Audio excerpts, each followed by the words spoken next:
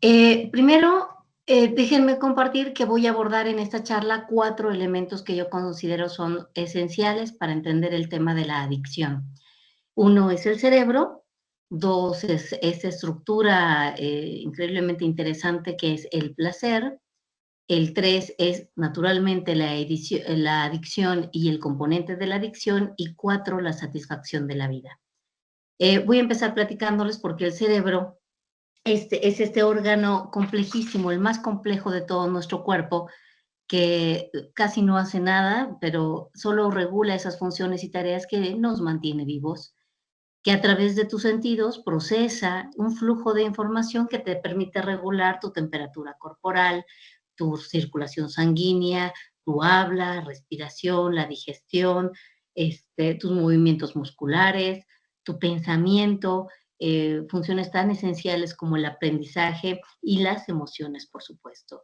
Eh, Funciona a base de la plasticidad neuronal. Ustedes podrán ver aquí en la imagen que hay una representación de lo que es una sinapsis neuronal. Las neuronas son estas células que conocemos, todos tenemos, pero que tienen estos bracitos y cada que esas ramificaciones generan un nuevo vínculo, un nuevo desarrollo, que son infinitos, déjenme decirles, es porque estamos teniendo nuevas experiencias, estamos asimilando nuevos conocimientos, estamos recibiendo percepciones sensoriales, y a esto se le llama plasticidad neuronal, y a ese acto concreto en el que una neurona hace una nueva relación, un nuevo vínculo con otra, se le llama sinapsis.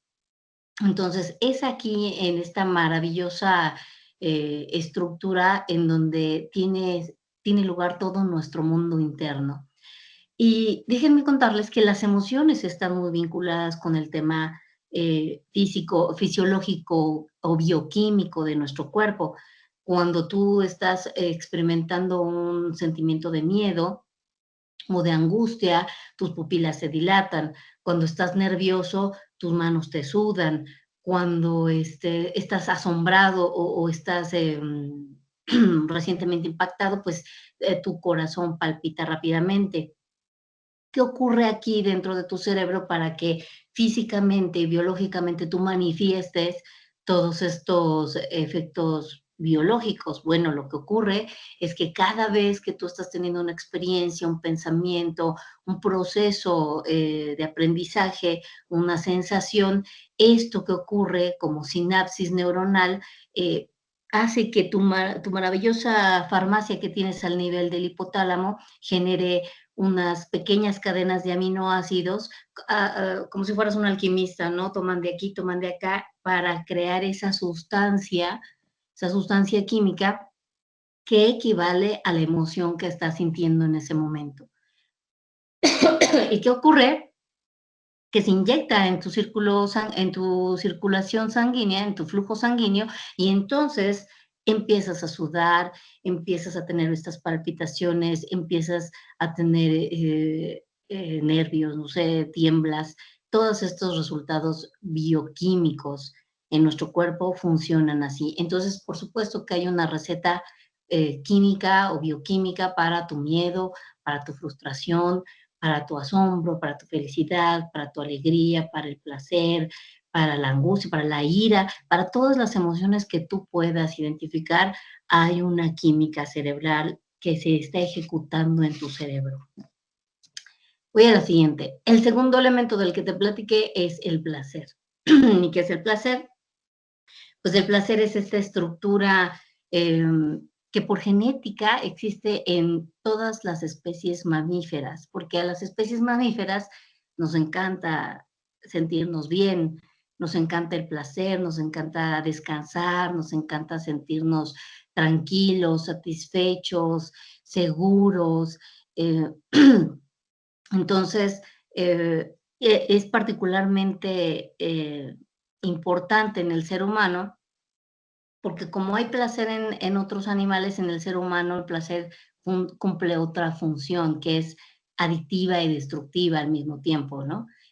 Si no la sabes gestionar, si no la sabes manejar.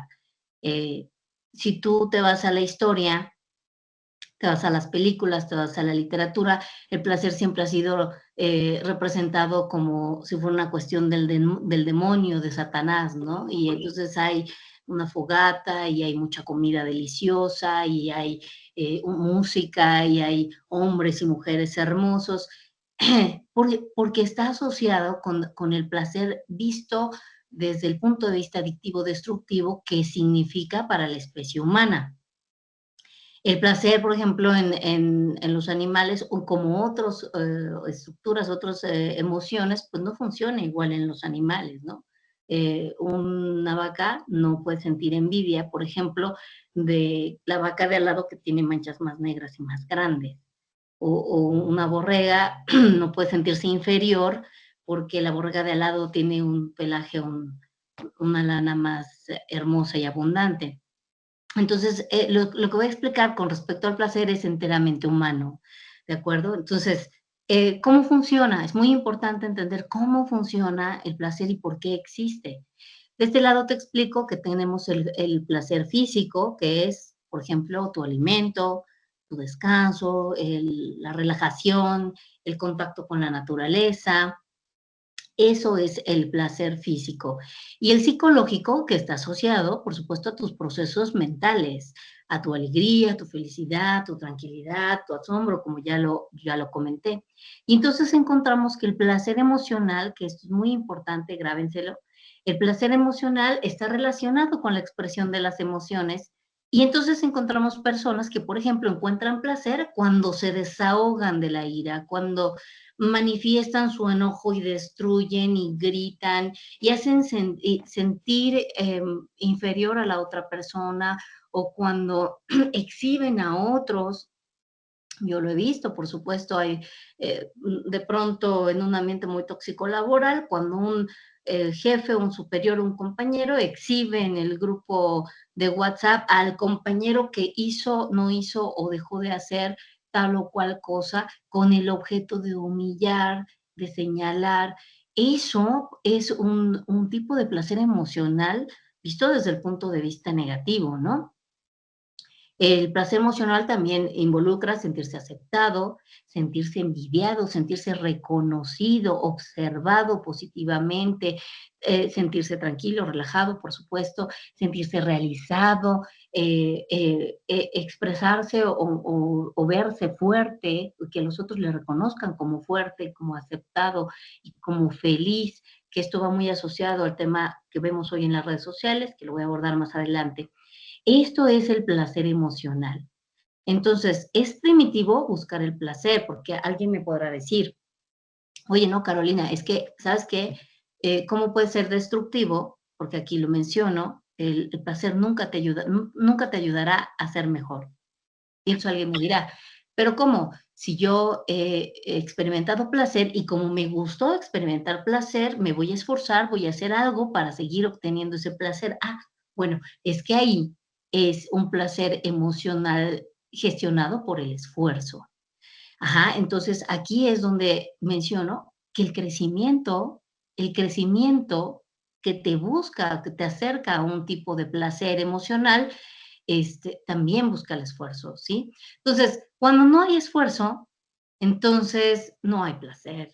El placer, el placer obtenido de manera consciente, de manera voluntaria, con un objetivo, con una meta. Entonces, en el placer normal, en el placer físico, mental, primitivo, no tienes ejercicio, no te gusta levantarte temprano, no te gusta comer sano, no hay un esfuerzo intelectual, no vas a querer aprender un idioma, no vas a querer aprender arte. Sí, sí me gusta la música, me encanta escucharla, pero no me hagas aprender a tocar un instrumento, ¿no?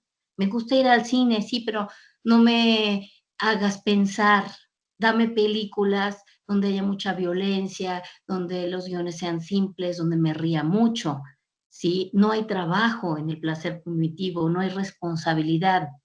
En cambio, sí hay diversión, sí hay pereza, hay antojos, hay esta búsqueda de estabilidad, vamos a buscar la fiesta, por supuesto, el entretenimiento constante.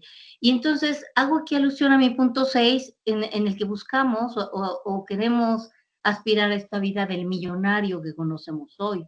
El millonario que siempre lo vemos en la playa, siempre lo vemos con muchos lujos, muy bien vestido, disfrutando de un café, de una rica cena, donde aparentemente es fácil y rápido, donde suponemos que no son infelices, que no tienen conflictos, que no hay un esfuerzo detrás, ¿de acuerdo? Entonces, el placer es en concreto una detención de todas las formas de progreso y desarrollo en un ser humano. Entonces, ¿cuándo? Cuando sí puedes gestionar un placer constructivo, un placer útil, es cuando hay un periodo de recuperación. ¿Qué significa esto? Pues que tú te levantas en la mañana, te aseas, te desayunas, vas a la escuela, vas a tu lugar de trabajo, trabajas, y después de las 10 de la mañana, a lo mejor tienes un periodo de recuperación. Y sí, te relajas, y sí, te tranquilizas, y sí piensas en otras cosas, te distraes.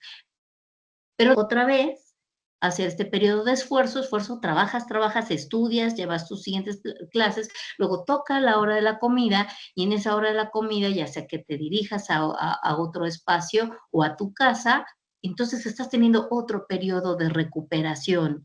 Es válido este tipo de placer y este periodo de recuperación. Luego viene la tarde, lo mismo, trabajas, haces tus cosas, cumples con tus objetivos y metas del día y al final duermes. Cuando duermes, te relajas, te tranquilizas. Aguas si cuando duermes no te estás tranquilizando. Luego vamos a eso. Pero es importantísimo dormir. Y es importantísimo dormir bien y dormir suficiente, porque ese también es un periodo de recuperación y de reparación de tu organismo. Entonces, este es nuestro segundo punto. Nuestro tercer punto es el de la vida satisfactoria asociada a la esfera de las responsabilidades. Fíjate qué importante es este tema. Cuando una persona no ha tenido desde pequeño experiencias o no ha aprendido desde a tener experiencias positivas o a manifestar emociones, experiencias positivas de alegría, de satisfacción, de tranquilidad en la esfera de las responsabilidades, entonces cuando tú tengas estas responsabilidades que de suyo en el mundo adulto, en el mundo funcional, ya son obligatorias, cuando esas responsabilidades ya son obligatorias, si tú no eres capaz de tener experiencias positivas en ese medio, entonces tu naturaleza lo que va a hacer es evadirlas, huirlas, escapar de ellas. Y entonces te pongo el ejemplo de un niño pequeño que, por ejemplo, no tiene una experiencia satisfactoria cuando está haciendo la tarea con su mamá.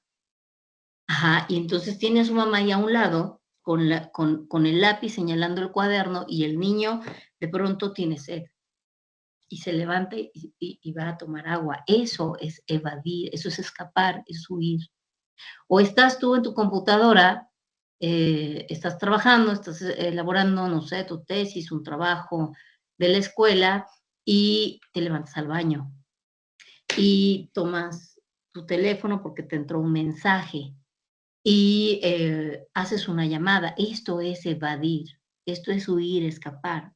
Si estás en un medio laboral y no sabes encontrar una experiencia positiva de satisfacción en ese medio laboral, te vas a levantar y te vas a ir a preparar un café, te vas a ir a comprar un dulce, te vas a ir al escritorio de la esquina a platicar con un compañerito. Eso es escapar de la esfera de la responsabilidad. Son pequeños escapes, sí, son ligeros, pero al final son un ejercicio de huida, porque no te resulta satisfactorio, porque la vida en ese ámbito de la responsabilidad, y me enfoqué solamente al tema del ejercicio laboral o del cumplimiento de las obligaciones escolares, no es satisfactorio, pero lo hay en el resto de la vida. Lo hay cuando estás en tu casa, cuando no quieres hacer tu cuarto, cuando no quieres asumir, si tienes en adelante que hacerte cargo de una casa, hacerte cargo de una familia, si no te resulta satisfactorio todas las acciones, actividades, experiencias del día a día que ya te resultan obligatorias en el campo de las responsabilidades, entonces lo natural en ti va a ser irte y fugarte a un oasis de placer. El que sea. Y ahorita vamos a ver eso. Vamos al tercer punto y luego vamos a hilarlos todos. El tercero es entender qué es la adicción. Entendemos como una adicción a ese consumo reiterado de un producto o la práctica anormalmente excesiva y sostenida en el tiempo de un comportamiento. Fíjate, te hablé yo al inicio de tu cerebro. Entonces, cada vez que tu cerebro dispara esta química cerebral a tu flujo sanguíneo y produce esas sensaciones, igual en la alegría, cuando te alegras mucho porque estás en tu red social, o porque alguien te contó un chiste, o porque viste algo muy agradable, o porque consumiste un alimento que te gusta mucho, o una sustancia. Entonces yo les pregunto, ¿no? Si somos el ser humano perfectamente capaces de hacernos adictos a las sustancias como el alcohol, como la marihuana, como la cocaína, ¿no seremos también capaces de hacer adicto a nuestro cerebro a esas sustancias pequeñas, químicas, que están asociadas a la emoción de la depresión, de la ansiedad, de la angustia, ¿no? Y en el caso de las emociones positivas, esas pequeñas descargas de dopamina que se activan y se inyectan cuando vemos un programa que nos gusta o un reel en TikTok o un comercial o cuando compramos un artículo en redes sociales, ¿no? Una adicción, lo que se caracteriza es por esto, porque es una práctica sostenida en el tiempo y porque no la puedes parar. No la puedes parar y porque además cada vez necesitas más y más y más de lo mismo. Una de las cosas maravillosas también que hace el cerebro es que el cerebro borra esas zonas del placer. Entonces, lo que hoy te causó placer y satisfacción, después de un tiempo, eso mismo ya no te va a causar la misma satisfacción.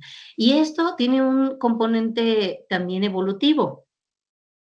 Imagínate que, por ejemplo, te encante el pollo y comas pollo todos los días, porque te gusta mucho y porque te encanta y te produce mucho placer. ¿Te va a producir el mismo placer el pollo del día 1 que del día 20? No. Lo mismo ocurrirá con un artista que, por ejemplo, hace una magna obra y le encanta y le fascina y está orgulloso de su obra. Y entonces la ve el día 1 y está orgulloso, y el día 3 y el día 5 y le encanta, pero el día 6 ya le va a encontrar un defecto, ya le va a encontrar un error, ya no le va a gustar tanto. Ajá. Entonces, si el cerebro no borrara esas zonas de placer, el artista no quisiera mejorar, no quisiera hacer algo nuevo, no quisiera hacer algo diferente. Ujú. Desde el punto de vista físico, si tú vas a que te den un masaje, por ejemplo, en los pies, ay, y sientes muy rico, pero tu masajista no se mueve de la misma zona, del mismo punto, después de un rato, te va a doler. Después de un rato ya no va a ser cómodo. Esta es la razón por la que no puedes parar y por la que en una adicción cada vez necesitas más de lo mismo, porque hay un sentimiento de insatisfacción. Y entonces, ¿qué tenemos? Que tenemos adicciones que son químicas y adicciones que son no químicas. Las adicciones químicas, pues son porque tú consumes, porque tú metes algo a tu cuerpo, ¿no? Los alimentos son sustancias químicas. Las drogas, cualquier tipo de droga, las naturales y las no naturales, sustancias en general, el tabaco, el alcohol, todas esas son adicciones químicas. Y están las adicciones no químicas, entre comillas, no químicas, déjenme decir aquí, porque ya entendimos que aunque no nos estamos nosotros voluntariamente metiendo una sustancia al cuerpo, de algún modo sí estamos produciendo esas sustancias químicas al nivel de nuestro hipotálamo. Entonces, tú puedes desarrollar una adicción no química al juego, a las apuestas, al sexo, a los videojuegos, a las pantallas, a las redes sociales, a las compras y a las relaciones tóxicas. Ajá. Entonces, entendamos, por ejemplo, vamos a descubrir cómo se forma una adicción. Tenemos estas 3 fases que yo les muestro aquí, que está el uso, el abuso y la dependencia. Y vamos a situarnos en el uso. Si yo uso una herramienta digital, el mundo entero hoy tiene dispositivos electrónicos. Bueno, más o menos, no todo el mundo, pero en gran parte del mundo se usan dispositivos.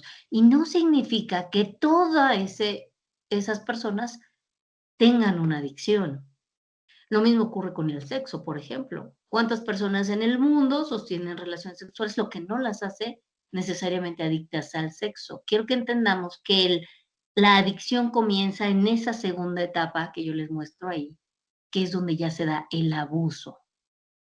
¿Qué tiene que ocurrir para que se dé el abuso? Bueno, pues cuando mi vida no es satisfactoria, cuando mi vida está vacía, cuando no tengo alegría en la esfera de mis responsabilidades y huyo y me fugo constantemente a la búsqueda de placer fuera de la esfera de mis responsabilidades, y entonces empiezo a necesitar más porque ya no me es suficiente 1 hora ni 2 horas de videojuegos, ya necesito 3, ya necesito, o en las compras, cuando ya no me es suficiente haber adquirido un producto, sino que ya encontré otro más barato y otro más bonito, aunque sea de lo mismo, aunque sea de lo mismo. Cuando ya no me es suficiente, entonces empiezo a buscar eh, este enorme placer de manera sostenida y continuada.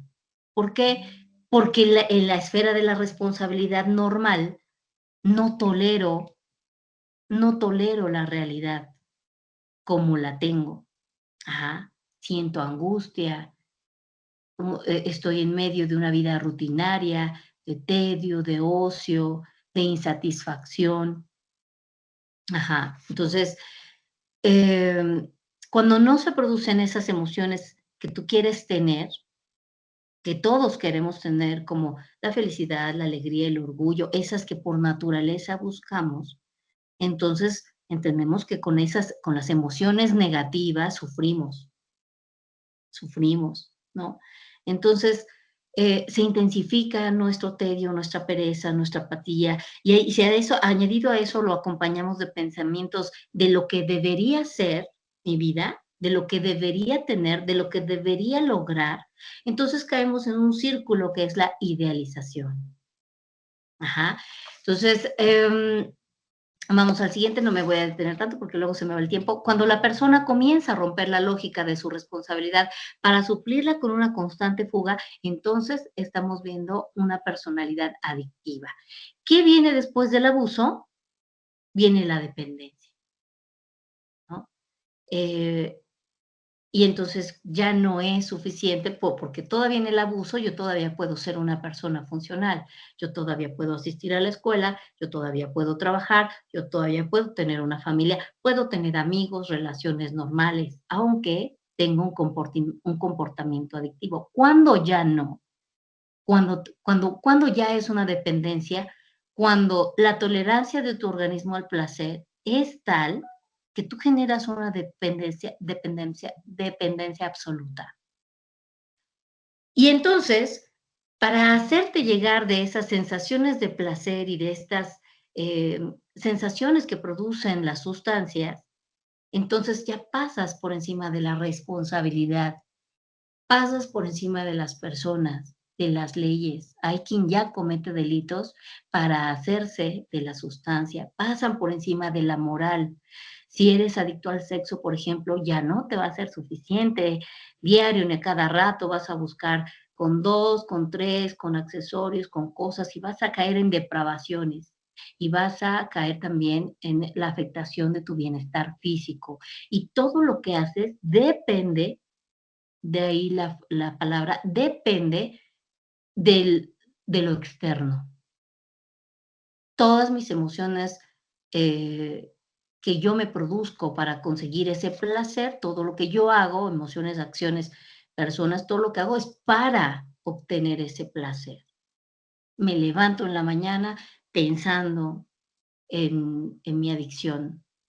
Trabajo, genero para poder pagar mi adicción. Me relaciono para satisfacer la adicción. ¿De acuerdo? Entonces, hay que entender que están cimentadas en el placer.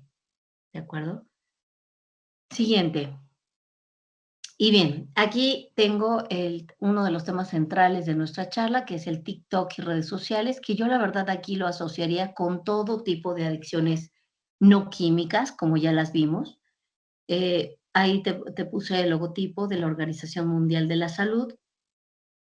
La Organización Mundial de la Salud, en concordancia con la ONU hacia 2023, hizo un llamamiento a todos los países miembros, a los gobiernos de los países miembros, para poner atención en este problema, dicho de este modo textual, tan importante y relevante que es el uso del smartphone, el uso de los dispositivos inteligentes. Y lo basaba y lo fundamentaba porque justo en ese año se encontró que el número 1 de enfermedades discapacitantes en los seres humanos eran justamente las enfermedades mentales. Depresión en primerísimo lugar, ansiedad, bipolaridad y demencia juvenil. A mí me resuena mucho esto porque en efecto yo vi víctimas así, yo conocí y lamenté la pérdida de personas por causa de esto, ¿no? Por causa de estos vacíos y por causa de una desatención por parte de todos los órganos involucrados, sí, sí, de la sociedad, sí, de la familia, por supuesto, pero también por un desconocimiento y una desatención del propio mundo interno. Una adicción, chicos, jóvenes, una adicción no la sufre solamente el adicto, la sufre también la familia y todas las personas alrededor. Entonces, ahí están las cifras altísimas de suicidio en niños de 10 años y ahí están las cifras altísimas en adultos también mayores y en jóvenes, ¿de acuerdo? Entonces, yo recuerdo muy bien cómo cuando yo estudiaba la licenciatura, en la carrera, en la materia de criminalística y criminología, nos dieron clases en el CEMEFO y entonces nuestro médico profesor, nuestra médico profesor, acababa de hacer la necropsia a un adolescente, 13 años. Y entonces el joven se había suicidado. Y entonces cuando llegaron al levantamiento del cuerpo, a las entrevistas normales, todo lo que se hace en el medio, el médico forense pregunta a los padres, papá, mamá y una hermanita de 5 años, bueno, y tenía amigos, y el papá le preguntaba a la mamá, ¿tenía amigos? Y la mamá le preguntaba a la niña, ¿tenía amigos? No, sí, 2. Ah, sí, 2, 2. Y tenía novia, y el papá a la mamá, y tenía novia, y la mamá a la niña de 5 años, y tenía novia. No, no tenía. Entonces, te preguntas, ¿por qué se suicidó? Ajá, esta falta, este rompimiento del involucramiento de la familia, de la interconexión, del fortalecimiento de lazos, de vínculos, eh, que también se ha perdido, ¿no? Entonces, vamos adelante. Vamos a ir hilando todos estos conceptos que yo les estoy platicando. Entendemos entonces que en la mente de un adicto hay una baja o nula tolerancia a la frustración. Chocas con ella, crispas, no te gusta. Entonces, ¿qué quedamos? Que huyes cuando hay una vida insatisfactoria. Y aquí, la verdad es que yo agregaría el tercer punto, que lo omití, discúlpenme, el tercer punto es en contra a esta baja o nula tolerancia a la frustración y sumado a la insatisfacción de la vida, sumamos también el placer enorme que nos traen todo lo que nos ofrece fácilmente ese bienestar y esa satisfacción, ¿sí? Entonces, la vida me puede resultar difícil e insoportable incluso a menos que me ayude de algo, a menos que me ayude de algo. Entonces, tú indirectamente, cuando vamos a entrar directo en este tema de las redes sociales y del TikTok, tú indirectamente, pues te gusta mucho, nos encanta, y yo ya te lo expliqué químicamente que qué está ocurriendo. Déjame también recordar, si tú tienes entre 18 y 25 años de edad, tú formas parte de esa generación que hace 20 años empezó o formó parte de estos bebés, de estos niños, boom, donde hubo este boom de caricaturas, de mucha producción para el público infantil, pero que eran caricaturas, por ejemplo, que eran más brillantes, más rápidas y más ruidosas. Ajá. Entonces, en realidad, tu haberte expuesto a este tipo de sustancias no empezó cuando te dieron un celular, no empezó cuando entraste a la secundaria, ¿de acuerdo? Entonces, por eso no me refiero solamente al smartphone, me refiero también a las pantallas y también a los videojuegos. Entonces, ¿qué pasó? Que cuando el bebé se sintió frustrado, préndele la tele, ¿no? Entonces, es gravísimo que hoy niños de 8 5 años y por supuesto, inaceptable que menores de esa edad tengan en sus manos cualquier dispositivo electrónico.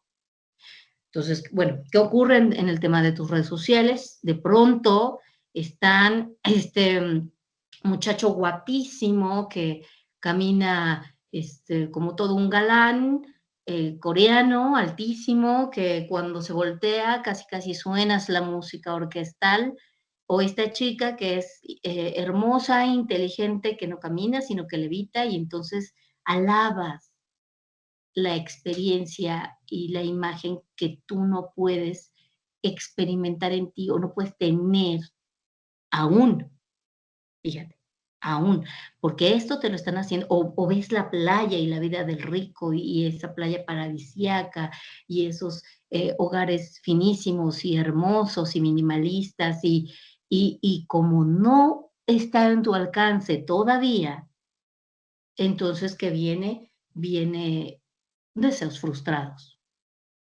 ¿De acuerdo? Fíjate, ¿qué encontramos en las redes? Viene la belleza, el amor, la riqueza, el estilo, porque ver eso sacia, te sacia de alguna manera, ¿no? Entonces, si de pronto llega alguien a tu vida, tu mamá, un tutor, un profesor, un amigo, y llega y te dice, hagamos un proyecto, mira, tengo esta idea, involucrémonos en un voluntariado, y te empiezas a involucrar y a investigar y entras a buscar algo que tenga un propósito de crecimiento y de pronto te sale un video chistoso de unos perritos y unos gatitos, o te sale una señora bailando, o te sale, no sé, tonterías, te ríes. Ay, mira, y de ahí te sigues. Porque lo anterior, esto en lo que tú estabas pensando antes, suponía un esfuerzo para ti. Suponía enfocar tu atención, enfocar tu mente, suponía algo difícil. Ahora, yo te referí cómo estas sustancias de la dopamina principalmente asociada a tus redes sociales, en que de momentos con microdosis estás recibiendo cada vez que ves algo nuevo, cada vez que te ríes, y por eso te enganchas tanto en las redes sociales por horas, porque se vuelve muy fácil sentirte bien, sentirte acompañado, sentirte contento, ¿de acuerdo? Te sientes divertido, se vuelve muy fácil. Entonces, no te extrañe si eres hoy una persona que te cuesta leer un libro de más de 100 páginas y sin ilustraciones, ¿no? No te extrañe. No te extrañe, porque la lectura final, la emoción final, todo el esfuerzo obtendrá su recompensa a largo plazo. Y a tu cerebro eso no le va a gustar, porque además el cerebro lo que hace es irse a las relaciones sinápticas que ya conoce, porque son cómodas, porque son rápidas. ¿De acuerdo? Entonces, bueno, volvamos a esto que ocurre. Sacia, ver la belleza, el estilo, lo hermoso, lo bonito, lo lindo, lo chistoso, y entonces de pronto vuelves a la realidad y hay un deseo frustrado y hay ese espíritu de comparación. ¿Por qué yo no tengo esto? No, no te digo que no, que lo razones, porque la verdad es que no hay razonamiento en esto. Te lo explico de este modo, pero en realidad no lo estás razonando. Pero lo que ocurre en la comparación es eso. Ese de la pantalla no soy yo. O para verme así, ¿qué tengo que hacer? Y viene esa chica maravillosa, feliz, hermosa, y te vende un bolso, o te vende un nuevo dispositivo electrónico, o te venden maquillajes, ¿qué te venden? Te venden estatus, a costa de la no aceptación de tu realidad y de lo que sí eres o tienes, ¿no? ¿Y qué ocurre entonces? Que hay una escala de valores alterado. Entonces yo valgo porque consumo tal o cual cosa. En el caso de las sustancias químicas, yo valgo si con el alcohol se me quita la timidez, ¿no? Si me vuelvo más divertido si consumo cocaína, ¿sí? Eh, si obtengo estatus por los productos que adquiero en línea. Esta escala de valores se altera totalmente. Viene después este sentimiento de inferioridad constante, permanente, que está asociado al buscar más y más y más, porque ya no satisface, ya lo vimos, ya esa barra de placer ha sido superada y borrada. Y por supuesto viene un estancamiento. El placer o la búsqueda del placer así te provoca un estancamiento. ¿Por qué? Porque no hay crecimiento. Tú no estás haciendo nada para sentirte bien, para encajar, para crecer, para ser mejor, para ser más competitivo. Tú no estás haciendo nada. Y entonces, no te gusta la vida que tienes, vamos a volver, por ejemplo, al tema del vacío. Este vacío que sientes, tú me vas a decir, bueno, es que cuando yo siento un vacío porque muere un ser querido, ¿no? Porque perdí un trabajo, porque me dejó mi pareja, aunque no se haya muerto, te dejó, sientes un vacío. Este vacío, jóvenes, no se, no se sana, no se cura. Las emociones o los comportamientos adictivos no se sanan, se corrigen. Ajá. Entonces, no es que saques una cosa y metas otra, sino que diluyes el comportamiento negativo, la conducta, la diluyes y la suples y la corriges por una. ¿Y qué tienes que hacer? Si tú te has dado cuenta que tú has caído en una de estas conductas, pues, ¿qué tienes que hacer? Bueno, yo siempre recomiendo un ejercicio de autoindagación y de introspección. Y lo pongo como esta habilidad que yo manejo como una habilidad blanda siempre, que es el darse cuenta. Entonces, darse cuenta implica observarte todo el tiempo. Como yo te digo, no está mal. De hecho, yo soy una partidaria total, completa, amiga del tema de las tecnologías, del desarrollo de la ciencia, de la inteligencia artificial. Creo que es maravilloso lo que estamos. Pero tú tienes que saber qué está pasando contigo cuando usas estos dispositivos, cuando consumes esos contenidos. ¿Qué ves? qué oyes, qué música escuchas, qué consumes a través de todos tus sentidos. Ujú. Entonces, hacer ese ejercicio de autoindagación, de autoobservación, tendría que ser todos los días. Si me siento angustiado, si me siento deprimido, si me siento insatisfecho, si me siento enojado, yo tendría que tratar de ver dentro de mí, ir a este mundo interior, evitar esta distracción, estas distracciones que lo que me hacen es no afrontar, no superar y no trascender lo que yo percibo como una emoción que no me gusta o como una situación, un hecho, una condición de mi vida que no me gusta. Entonces, para no distraerme, tratar de observar de dónde viene, quién lo provoca, en qué momento me siento más, menos así, ¿de acuerdo? La falta de introspección, hay una carencia del control de tus pensamientos. Por esto como no hay introspección, entonces todo el tiempo estás distraído. Yo te decía, por ejemplo, pierdes a un ser querido, sientes un vacío enorme y entonces piensas que si vas a visitar, a hacer un viaje, eh, vas a poder superar el vacío, ¿no? Y sí, te voy a decir que durante ese viaje probablemente no te sientas así, pero no es porque lo estés sanando, sino porque estás distraído organizando y haciendo frente a todo lo que tenga que ver con el viaje o con la ida a un café o con la ida a un cine. Tú lo que estás haciendo es poniendo tu atención en ese proceso, pero no estás ni afrontando, ni superando, ni trascendiendo la pérdida, ¿de acuerdo? Entonces, cuando regresas de esa experiencia, no solo sientes ese vacío, sino que además se intensificó. Ajá. Entonces, bueno, entender que no son tus emociones las que determinan la vida, son los hechos y lo que tú piensas sobre esos hechos.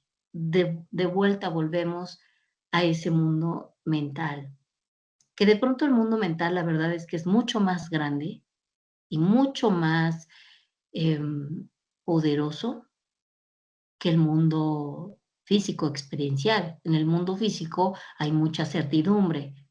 Sabes que te alimentas, que comes, que te relacionas, que estudias, que trabajas, que duermes. Tú sabes, tienes certeza y certidumbre de lo que ocurre en ese mundo experiencial físico. En el interno no. Y hemos desatendido muchísimo la salud mental.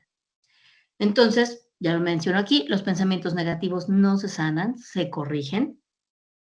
Cuando tú autoindagas y empiezas a hacerte estas preguntas importantes, poderosas, eh, y caes en cuenta en que sí estás teniendo una conducta que raya en el abuso. En PNL, por ejemplo, hay una técnica que es la de la película, ¿no? Lo que haces es, ¿qué pasará conmigo si yo permanezco en el tiempo con esta misma conducta? Y entonces hacemos que la persona lo que haga es imaginar qué va a pasar si haciendo lo mismo, cómo va a estar en un año, cómo va a estar en 2, cómo va a estar en 5, qué va a pasar en 10 años. Y entonces la película le muestra lo que va a ocurrir en 10 años y entonces se da cuenta de que esta no es una conducta que la oriente al crecimiento. Y el simple hecho de darse cuenta le va a permitir intervenir. ¿Qué puede ser intervenir? Puede ser desde socializarlo, platicarlo con alguien, escribirlo o pedir ayuda. Pedir ayuda a una red de apoyo, a un familiar, un amigo o a un profesional. Y luego entonces, cuando intervienes, es para corregir. Y en la etapa de corregir, lo que debes de reconocer es aceptar que hay esta rutinización en una parte de tu vida o en varias partes de tu vida. Tienes que aceptar que es así, tienes que aceptar de dónde viene y tienes que establecer tus pasos mínimos para empezar a cambiar eso. Lo que no puede ser identificado no puede ser mejorado. Si tú nunca te das cuenta que estás teniendo una conducta, un comportamiento o que estás consumiendo o estás abusando del uso de algún elemento químico o no químico, si no te das cuenta, no va a pasar nada. Todo esto va a continuar, esta misma película, como ya te la expuse antes, en relación a tus emociones negativas, tu insatisfacción, el vacío, todo eso va a continuar. Y el uso del placer para evadir y huir de esa realidad, ¿no? De esta posición de las nuevas responsabilidades. ¿Y sabes qué es muy preocupante? Es muy preocupante que tengamos tantos jóvenes que tengan episodios de angustia y de depresión y de ansiedad, que sientan que no tiene sentido la vida. Es muy preocupante que haya jóvenes que quieran acabar con su vida en esta edad tan maravillosa en la que justo tu cerebro es el más capaz. Cuando estas funciones sinápticas son las más eficientes, que no van a volver a hacer en toda tu vida, porque tienes excelente capacidad de memoria, de aprendizaje, de creatividad, de innovación. Puedes generar procesos mentales, emocionales extraordinarios en este momento de tu vida. Tu cerebro va a responder a eso.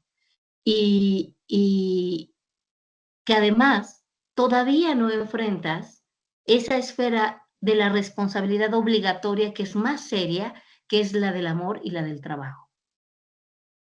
Y fíjate, en estas dos esferas, que es la del amor y la del trabajo, no hay caminos cortos. Eso te lo prometo. No hay caminos cortos. Entonces, ¿qué te recomiendo? Te recomiendo, primero, cuida tu cerebro, cuida tu cuerpo y con eso tu cerebro. Haz ejercicio, come bien, deja los azúcares o consume lo menos posible. Fíjate lo que consumes con la vista, con los oídos, en fin, ayuda a la química de tu cerebro a estar sano. Si tú cuidas hoy de tu cerebro, te lo prometo, tu cerebro va a cuidar de ti en el futuro. No son tus emociones las que determinan la vida, son los hechos. Bueno, esto ya lo vimos. También te recomiendo que te observes, como ya te lo mencioné. Y finalmente voy a terminar con esta frase de Aristóteles, que a mí me gusta mucho y que decía, no tiene tanto valor el que domina a sus enemigos como el que domina sus emociones. El que domina sus emociones es un verdadero conquistador. Sus deseos, sus deseos y sus emociones. Entonces, esto ha sido por mi parte todo.